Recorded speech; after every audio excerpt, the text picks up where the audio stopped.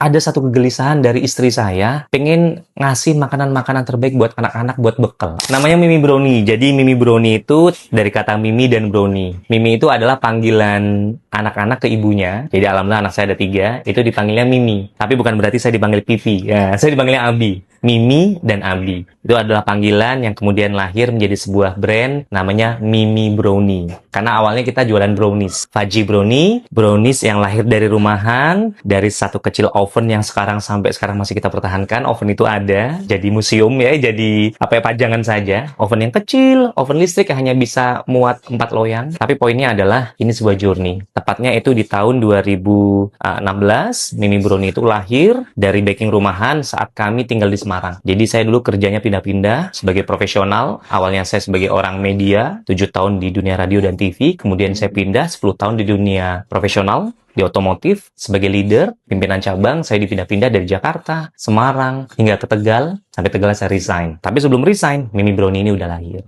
Jadi Mimi Brownie lahir itu adalah ada satu kegelisahan dari istri saya, pengen ngasih makanan-makanan terbaik buat anak-anak buat bekal. Awalnya itu. Dan yang kedua, banyak sekali makanan di luar sana yang mungkin, mohon maaf nih, mengandung bahan kimia, pengawet, yang kita nggak tahu kehalalannya dan toipannya, kita pengen buat. Jadi istri saya suka buat macam-macam kue otodidak, tapi main produknya akhirnya ketemu winningnya adalah brownies tadi. Dari brownies lahirlah bolen pisang, karena saya suka banget bolen pisang di salah satu kota di Indonesia.